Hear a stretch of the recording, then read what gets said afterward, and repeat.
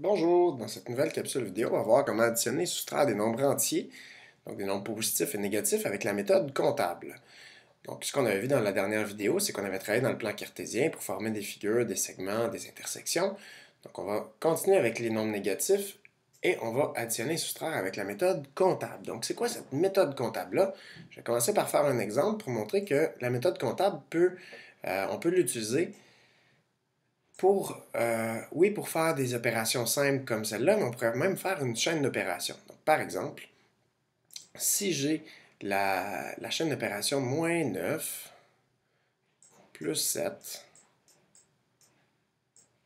moins 5 plus moins 2 moins moins 1, par exemple. Et là, je veux savoir ça, c'est égal à quoi? Donc, ce que je vais faire, c'est que je vais utiliser la méthode comptable qui va être le principe de ce que fait un comptable, dans le fond, c'est de mettre les gains ensemble, de mettre les dettes ensemble et de faire le bilan. Donc ici, si j'ai moins 9, dans le fond, c'est que j'ai 9 de dettes. Donc je vais aller placer mon 9 dans la colonne des dettes. Si j'ai 7 ici, c'est que j'ai 7 de gains. J'enlève 5, donc si j'enlève 5, mon comptable va dire on va mettre ça dans les dettes. Si ensuite j'ajoute une dette de 2, plus moins 2, j'ajoute une dette de 2, donc 2 dans les dettes. Et moins 1, si j'enlève une dette de 1, ce que ça fait, c'est que c'est comme si on ajoutait 1. Enlever une dette de 1, c'est comme ajouter 1 $. On est plus riche d'1 $. Donc j'ajoute 1 dans mes gains. Quand j'ai plusieurs gains et plusieurs dettes, ce que je fais, c'est que je les additionne. Donc je fais la somme de mes gains, qui me fait 8, la somme de mes dettes, qui va me faire 14, 16, et ensuite, j'ai des gains et j'ai des dettes. Donc les gains et les dettes s'annulent, parce que je vais devoir payer ma dette, donc ça va s'annuler. Donc 16 moins 8, je fais mon plus gros moins mon plus petit, et ça me donne 8. Puisque mon résultat est du côté droit, donc du côté des dettes, mon résultat va être moins 8. Donc si je regarde ici la logique de la méthode comptable, donc mes nombres positifs, mes gains, je les place à gauche, mes nombres négatifs, mes dettes à droite. Quand j'ajoute, c'est un gain. Quand j'enlève, comme ici, moins 5, c'est une dette. Donc je les place à droite. Les gains s'accumulent, donc si j'ai fait la somme de mes gains, les dettes s'accumulent, j'ai fait la somme de mes dettes. Un gain et une dette s'annulent, donc je fais une soustraction à la fin avec mon gain et ma dette. Et ce qui me resterait à voir, c'est que un résultat à gauche, c'est positif, et un résultat à droite, c'est négatif. Et qu'enlever une dette, c'est faire un gain. Donc quand j'ai un moins, ça revient à l'opposé de l'opposé, ça me revient à mon nombre de départ qui est positif.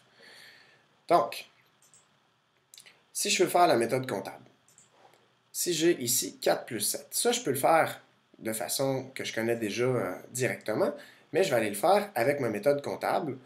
Donc, où je vais aller placer mes nombres, je vais aller placer 4 dans mes gains, 7, oh, pardon. Donc ça c'est mes nombres positifs, mes gains, ça c'est mes dettes. Donc je vais aller placer 4 dans mes gains et 7 dans mes gains. Quand j'ai des gains ensemble, ben ça s'accumule, donc ça me fait 11 de gains. Donc ça, j'apprends rien à personne. 4 plus 7, ça donne 11. Si j'ai moins 4 plus moins 7, méthode comptable, donc je mets 4 de dette et 7 de dette. J'ajoute une dette de 7. Moins 4 plus moins 7. J'additionne mes dettes, puisque j'ai deux dettes ensemble, ça me fait 11 de dettes. Donc mon résultat va être moins 11. Si j'ai 4 plus moins 7, je repars méthode comptable. 4 plus moins 7, j'ai 4 de gains. Et j'ajoute une dette de 7. Donc 7 de dette. Quand j'ai un gain et une dette, ça s'annule. Donc je vais soustraire. Là, je fais le plus gros moins le plus petit. Donc 7 moins 4, ça me donne 3.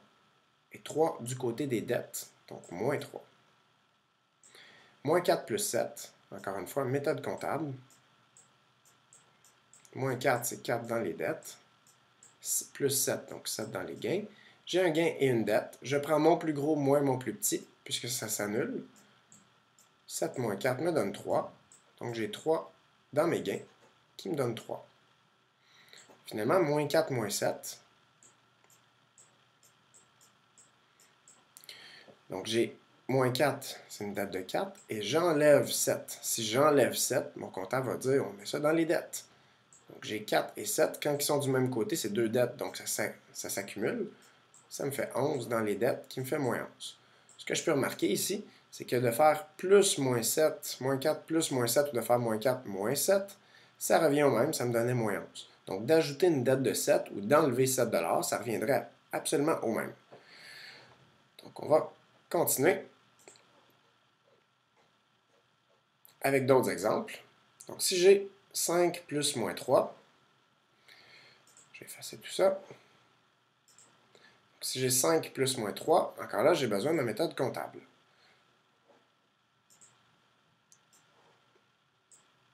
Changer de couleur, donc 5 plus moins 3, méthode comptable. Je vais faire mes gains. 5, moins 3, c'est 3 de dette. Donc j'ai 5 de gains, 3 de dette. Je fais, ça s'annule, mon 5 moins 3, qui me fait 2. Donc j'ai 2. Moins 2 plus moins 4. Je fais ma méthode comptable. Donc moins 2, c'est 2 dans mes dettes. Plus moins 4, 4 dans mes dettes. Ça me fait une somme de 6 dans mes dettes. Donc moins 6.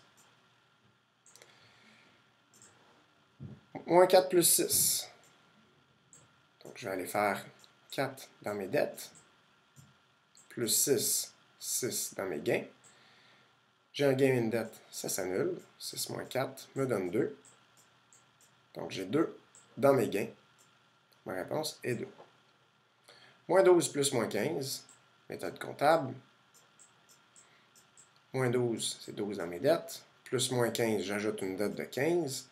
Donc j'ai deux dettes de 12 et de 15 qui me fait une dette cumulative. Je dois ajouter mes symboles ici. Donc une dette cumulative de 27.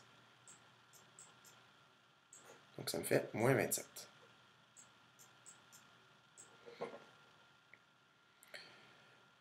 Je vais continuer. Moins 14 plus 7. Donc si j'ai, avec ma méthode comptable, moins 14 plus 7, je vais mettre 14 dans mes dettes, 7 dans mes gains. Et là, je fais un gain, mon gain et ma dette s'annulent, mon plus gros moins mon plus petit, ce qui me donne 7 du côté des dettes. Donc moins 7. Moins 5 plus 21, méthode comptable. 5 du côté des dettes. 21 du côté des gains. Ça s'annule. 21 moins 5, qui va me donner 16 du côté des gains. Donc ma réponse va être 16.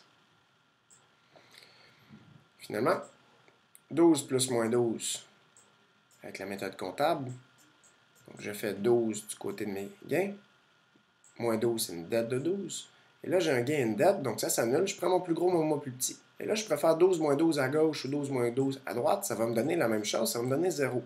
Et puisque 0 est neutre, que ça donne 0 positif ou 0 négatif, ça va me donner 0. Donc à chaque fois que j'additionne un nombre avec son opposé, ça va toujours me donner 0. Moins 45 plus moins 23, méthode comptable. Donc j'ai une dette de 45 plus une dette de 23. Ce qui me fait une dette de 68 cumulative, parce qu'on cumule les dettes. Donc ça me fait moins 68. Voilà, il reste quelques petits exemples. Donc on va aller faire les derniers exemples. Il m'en reste deux. Donc j'ai 7 plus moins 15. Je vais effacer tout ça. 7 plus moins 15, méthode comptable. 7 du côté des gains, 15 du côté des dettes. Et là, j'ai un gain et une dette, ça s'annule. Mon plus gros moins mon plus petit. 15 moins 7 me donne 8. Donc j'ai 8 du côté des dettes, ce qui me fait moins 8. Finalement, moins 3 plus moins 9. Méthode comptable, donc j'ai mon gain et ma dette. Une dette de 3 avec une dette de 9. Ça s'accumule mes dettes ensemble. Ça me fait une dette de 12 cumulative. Donc moins 12. Voilà, désolé pour l'écriture du crayon, je fais de mon mieux. Donc nous verrons à la prochaine capsule vidéo comment soustraire des nombres entiers. Donc, merci.